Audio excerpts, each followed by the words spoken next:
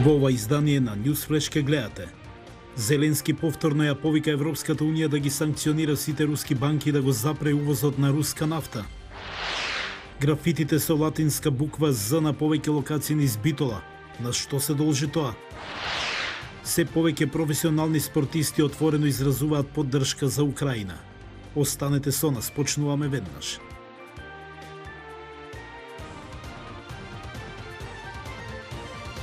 Добро вечер. Ова е ТВ журналот Newsflash на гласот на Америка на македонски јазик. Јас сум Јованчо Наумовски. Зеленски ја повика Европската Унија да ги санкционира сите руски банки и да го запре увозот на руска нафта. Зборувајќи преку видео врска пред пратениците во Литванија, Зеленски рече дека ако европските нации продолжат да тргуваат со Русија, тогаш руските лидери знаат дека ќе останат неказнети. Членките на Европската Унија воведоа повеќе рунди санкции насочени кон руските официјални представници и бизниси, но не го прекина увозот на руски газ и нафта, како што повика Зеленски. Некои европски лидери изразија загриженост за тоа како таквите активности би влијаеле на нивните економии поради нивната зависност од руските енергетски резерви. Рускиот претседател Владимир Путин изјави денес дека е невозможно да се изолира некој во денешниот свет, особено таква огромна земја како Русија. Тој го повтори своето тврдење дека руските специјални воени операции имаат за цел да ги заштитат луѓето во источна Украина и да ја обезбедат безбедноста на Русија, додавајќи дека Русија немала друг избор и дека ќе ги постигне своите цели. Украина денес соопшти дека руските сили се обидуваат да обезбедат контрола врз опколениот јужен пристаништен град Мариупол, додека се подготвуваат за проширена операција во источниот регион Донецк. Градоначалникот на Мариупол изјави за Associated Press дека повеќе од 10.000 цивили загинале откако Русија ја започна опсадата на градот и рече дека вистинската бројка може да биде двојно поголема. Зеленски вчера рече дека стравува дека Русија може да употреби хемуско оружје во Украина и го повика Западот да воведе построги санкции против Русија. Пресекретарот на Пентагон Џон Кирби рече дека САД во овој момент не може да ги потврдат извештаите за употреба на хемиско оружје, но рече дека ако се вистините, тие се длабоко загрижувачки. Американскиот представник рече дека Русија досега извршила 1500 ракетни напади врз Украина во текот на 47-дневната војна, уништувајќи стамбени згради и болници низ целата земја и убивајќи илјадници украински цивили. Од друга страна пак Русија призна дека претрпела значајни загуби на своите војници. И Северна Македонија е изложена на руско влијание, а институциите се нападнати преку руската разузнавачка служба, за што потврда и протерувањето на неколку руски дипломати, велат експерти по безбедност. За тоа говорат и бројните надписи со латинската буква З на повеќе локации низ градот Битола. Мики Трајковски има повеќе. Графити со латинската буква З кои осамнаа на повеќе објекти низ Битола се всушност знак на поддршка на руската воена агресија на Украина, велат експерти. За професорот Маријан Ѓуровски станува збор за појава која не треба да се поценува и покажува дека во земјава постојат структури кои се контролирани од надвор. Ова е и потврда дека Република Северна Македонија е изложена на операцијата руската модус операнди операција на влијание на хибридни закани, не од надвор. Значи, македонската држава е нападната внатре. Институциите се нападнати преку руската разузнавачка служба, зашто потврда и протерувањето на неколку руски дипломати од нашата држава. Ѓуровски додава дека македонските безбедносни служби, како што тоа го направиле во Софија, против сите инволвирани, а се вработени во одредени државни институции, треба да поведат постапка и истите да се знаат со име и презиме. Пред тоа и неформално беа протерани уште неколку руски дипломати кои навистина контролирано или неконтролирано влегуваа во дел од македонските институции и има контакти со дел од вработените. Професорот Јован Андоновски уште пред 10 години предупредувал дека одлагањето на почетокот на преговорите ја отвара вратата за пошироко влијание на други држави. Свој став има и Малинка Рисевска Јорданова. Погодно тло за вакво нешто создаде и нашата долга изолираност, да кажеме, без никаква основа од процесот на пристапување, но тоа не може да ни биде апсолутно изговор.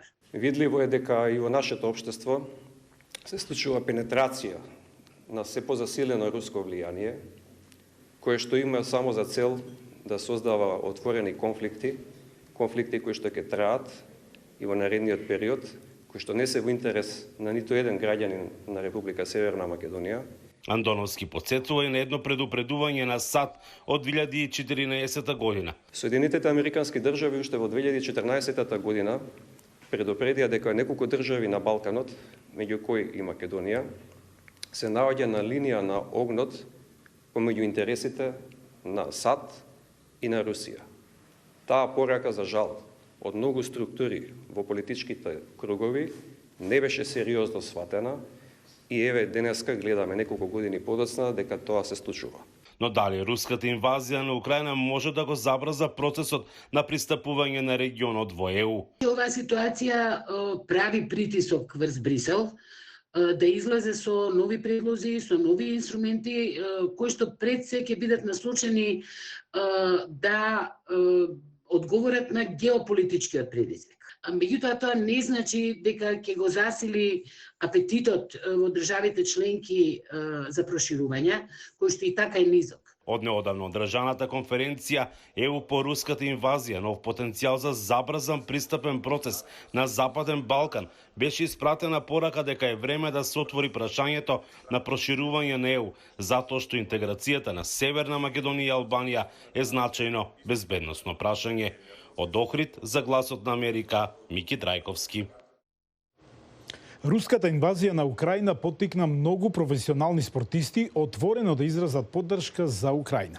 Некои тоа го прават и повеќе од само со зборови. Прилогот е од Максим Москалков.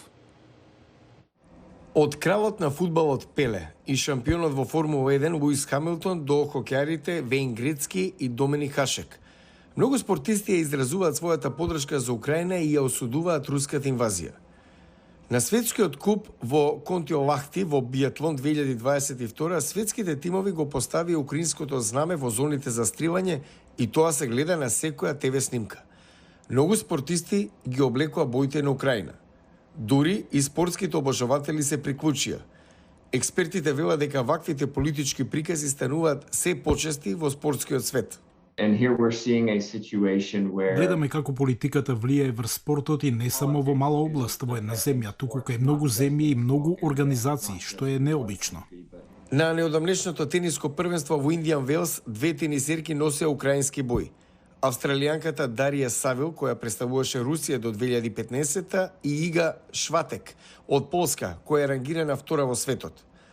Но поранешната украинска лизгачка и олимписка шампионка од 94-та Оксана Бају вели дека гестовите и зборовите не се доволни. Култура, политика, спорт должны быть. Од секогаш велам дека културата и спортот треба да бидат надвор од политиката. И кога започна војната, кога бомбите почнаа да паѓаат на згради, кога мајки и деца почнаа да умираат од рацете на Путин, тоа ја надминува политиката. Некои спортисти велат не за војната, но што значи тоа? Некои украински спортисти одлучија да се приклучат на армијата за да помогнат во одбрана на својата земја. Украинската биатлонка Анастасија Меркушина, која се надпреваруваше на Олимпијадата во Пекинг во февруари, се приклучи на Државната гранична служба на Украина. И некои олимписки спортисти како Александар Абраменко и Богдан Цимбал се уште се во Украина. Но во најголем дел руските спортисти се тивки за инвазијата на Украина.